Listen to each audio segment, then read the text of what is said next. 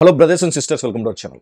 చాలామంది మన సబ్స్క్రైబర్లు అడుగుతా ఉన్నారు, P4 సర్వేలో లబ్ధిదారులకు గుర్తించడం ద్వారా మనకి ప్రభుత్వం అందిస్తున్న సంక్షేమ పథకాలు వర్తిస్తాయా వర్తించవా? P4 సర్వేలో మన లబ్ధిదారులుగా ఉన్నట్లయితే ఆడబిడ్డ నిధి స్కీమ్ వర్తిస్తుందా వర్తించదా? P4 సర్వే ఏ విధంగా జరిగింది?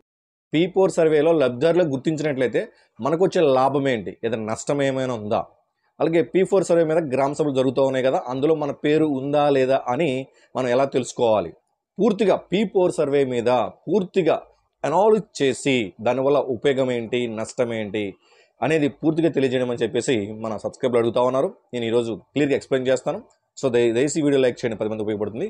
కొత్తగా వచ్చి సబ్స్క్రైబ్ చేసుకోండి. P4 సర్వే అనేది మనకి మార్చ్ ఫస్ట్ వీక్లో స్టార్ట్ చేశారు.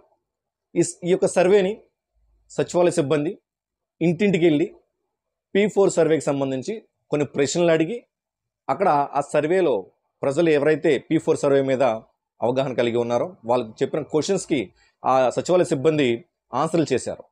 మరి క్వశ్చన్స్ ఏంటి అంటే, మీరు ఈ P4 సర్వేలో పాల్గొనడానికి ఇష్టపడుతున్నారా అని ఫస్ట్ క్వశ్చన్ ఉంటుంది. అక్కడ ఎస్ అని పెట్టినట్టయితే మీరు ముందుకు వెళ్తారు. లేదు అంటే మీ భాగస్వామ్యం అవుదాం అనుకుంటున్నారు P4 సర్వేలో అంటే ఎస్ అని పెడితే తప్ప ముందుకు వెళ్ళదు సర్వే. నో అని పెడితే అందరితో క్లోజ్ అయిపోతుంది. అంటే అక్కడ మీ ఇష్టం, అంటే పబ్లిక్ కన్సర్న్, పబ్లిక్ ఇష్టపూర్వకంగానే సర్వే చేసినట్టు ఫస్ట్ స్టెప్ అది. తర్వాత అందులోకి వెళ్ళిన తర్వాత మీకు గ్యాస్ కనెక్షన్ ఉందా లేదా, మీకు వాటర్ ట్యాప్ ఉందా లేదా, ఉంటే పబ్లిక్గా ప్రైవేట్ కులయ్యా వాటర్ ట్యాంకా వాటర్ బాటిలా, ఎలా వాడుతున్నారు మీరు వాటర్ని. అలాగే మీరు ఒకవేళ పబ్లిక్ కులాకి వెళ్ళినట్లయితే మీరు వెళ్ళి రావడానికి ఎంత సమయం పడుతుంది? 30 నిమిషాలు, 20 నిమిషాలు, గంట పడుతుందా మీరు వెళ్ళి రావడానికి? అలా క్వశ్చన్స్ అడుగుతా జరిగింది. అలాగే మీకు బైక్ ఉందా లేదా, ఫ్రిడ్జ్ ఉందా లేదా, ఏసీ ఉందా లేదా, ఇవన్నీ క్వశ్చన్స్ అడిగారు. ఇవన్నీ అడిగిన తర్వాత సబ్మిట్ చేశారు. సో సర్వే అయిపోయింది. మార్చి 31 ఉగాది రోజున స్కీమ్ ప్రారంభించారు, ఒక పైలట్ ప్రాజెక్ట్ కింద రాష్ట్ర వ్యాప్తంగా. నిజానికి ముఖ్యమంత్రి వర్యులు యొక్క ముఖ్య ఉద్దేశం ఏంటి అంటే, స్వర్ణ ఆంధ్రప్రదేశ్ 2047 విజన్లో భాగంగా మనకి P4 సర్వేని తీసుకురావడం జరిగింది. P4 సర్వే అంటే పబ్లిక్ ప్రైవేట్ పీపుల్ పార్ట్నర్షిప్. ఇక్కడ ఈ P4 అనేది ఒక పథకం, ఒక కార్యక్రమం, ఒక ప్రోగ్రామ్ అని చెప్పొచ్చు. ఈ P4 ప్రోగ్రాంలో, ఈ పథకంలో ప్రభుత్వము కీలక పాత్ర వహిస్తుంది. ఎలా అంటే, ఇటు పబ్లిక్కి, ఇటు పీపుల్కి, వ్యక్తులకి, సంస్థలకి మధ్యన సమన్వయం చేయడానికి. ఇక్కడ నేరుగా ప్రభుత్వం ఎటువంటి ఆర్థిక సహాయం చేయదు.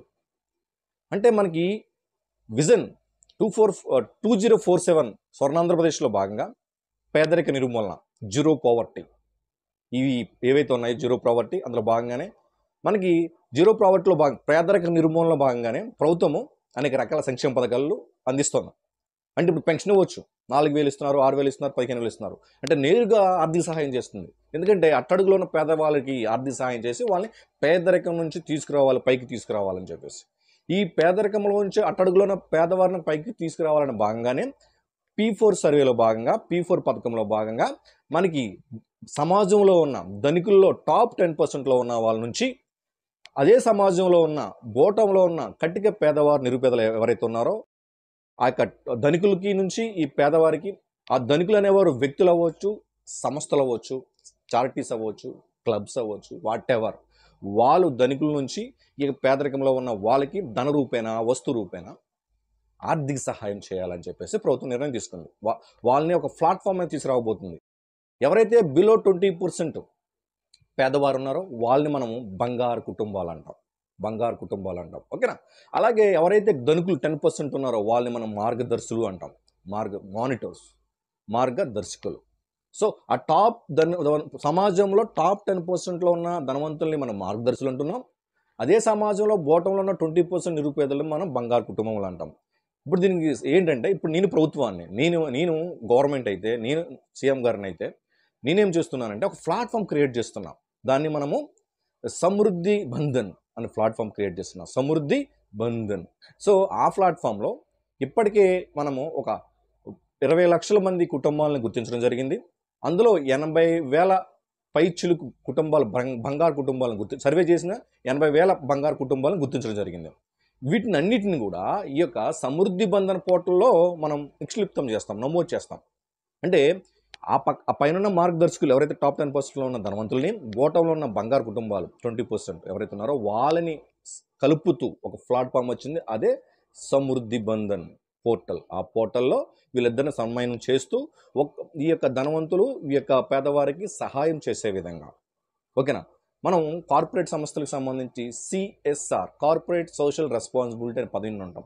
యాక్చువల్‌గా 2% వచ్చిన ప్రాఫిట్స్‌లో, వచ్చిన లాభాల్లో 2% సమాజానికి అభివృద్ధికి వాడాలని చెప్పేసి ఒక పాలసీ ఉంది. అందులో భాగంగా కూడా ఈ యొక్క ప్రైవేట్ సంస్థలు, వ్యక్తులు అవ్వచ్చు, సంస్థలు అవ్వచ్చు, ఈ యొక్క బంగారు కుటుంబాలను దత్తత తీసుకొని వాళ్ళకి కావాల్సిన అవసరాలను తీర్చుతాయి.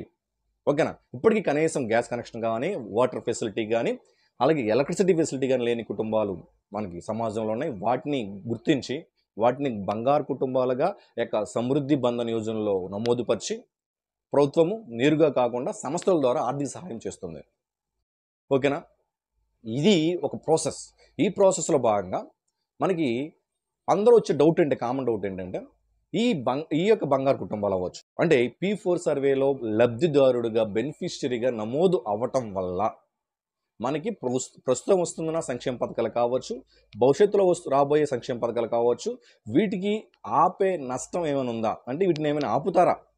ఆ లిస్ట్‌లో మా పేరొస్తే, బెనిఫిషియరీ లిస్ట్‌లో మా పేరుంటే, ఈ బంగారు కుటుంబంలో ఈ P4 సర్వేలో మా పేరు నమోదున్నట్లయితే, మీ సర్వేలో మా బంగారు కుటుంబంగా నమోదు చేసినట్లయితే, ఈ యొక్క ప్రస్తుతం వస్తున్న సంక్షేమ పథకాలు ఆపుతారా మాకు అంటే అలా ఆపరు. ఇది ఎడిషనల్.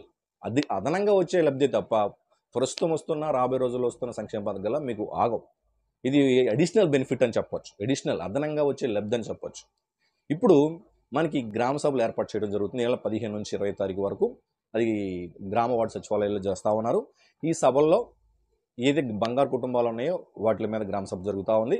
సో ఎవరైనా గ్రామ సభలో వెళ్ళి అక్కడ బంగారు కుటుంబాలను పరిశీలించి వీళ్ళు నిజంగా బంగారు కుటుంబాలు లేదా లేకపోతే అబ్జెక్షన్ కూడా రైజ్ చేసే అవకాశము ఒక కామన్ పబ్లిక్ ఉంది.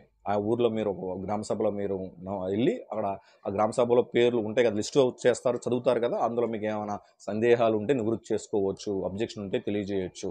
ఈ విధంగా జరుగుతూ ఉంది.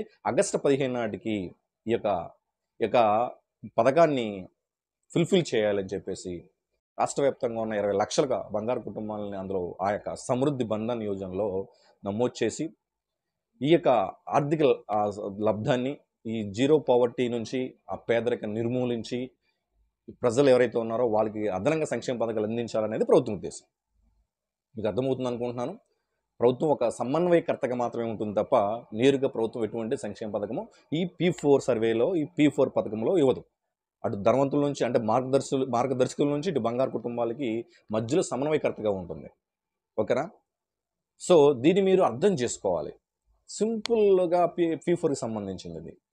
ఏమైనా బట్ చాలా అపోహలు ఉన్నాయి. P4 సర్వేలో మన లిస్టులో మనం గుర్తించినట్లయితే మనకి రాబోయే సంక్షేమ పథకాలు, ప్రస్తుతం వస్తున్న సంక్షేమ పథకాలు తీసేస్తారు అనేది ఒక అపోహ.